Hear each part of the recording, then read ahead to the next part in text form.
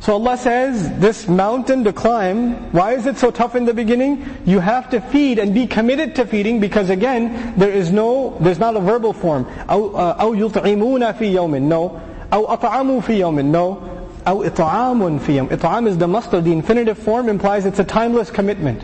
You're committed to the act of feeding, especially in bad economic times. فِي يَوْمٍ ذِي مَسْغَبَةٍ. In a day that is known, is possessed by this overwhelming hunger that's coming to everybody.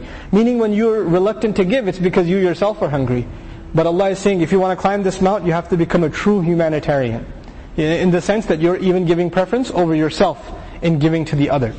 The previous surah told us, what did kufr lead to? What did their tughyan lead to? فَأَكْثَرُوا فِيهَا الْفَسَادِ. In the cities, they caused corruption. Fiha referring to the cities. They caused corruption in the cities. What is corruption in the cities? It's the slavery. It is the oppression of the weak. It is not giving to the poor. This is oppression. So now in this surah, it is a response. What's already understood, they didn't rebel against Allah. Because had they rebelled against Allah, there would have been fasad. And what's the counter to that fasad? What is being mentioned in this surah. So يَتِيمًا ذَا مَقْرَبَةٍ.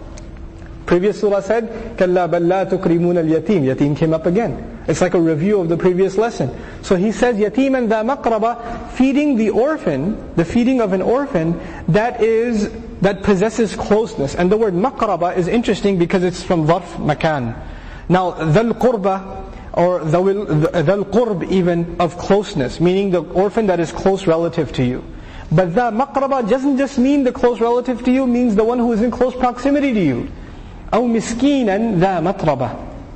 Or the word miskin comes from maskana. It's used in many places in the Qur'an. It's been defined in a couple of different ways. For example, Imam Raghib al-Isfahani says, someone who barely has life essentials to survive. Meaning they have no assets, they have no savings, perhaps they don't even have a home, some linguists argue, but they're somehow surviving anyway. Like if you saw them, you would say, how are you surviving? That's a miskin. Okay? So Allah says miskinan, but then He adds dha matraba. This needy person, this barely surviving person, that is associated, possessing dust. And matraba, mim masdari, turab, not even dha turab, dha matraba. The mim here is called mim masdariya.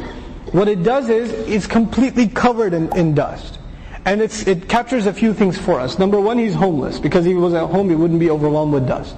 Number two, he's going around in search of food. So when you go around, what happens to you? You get covered in dust.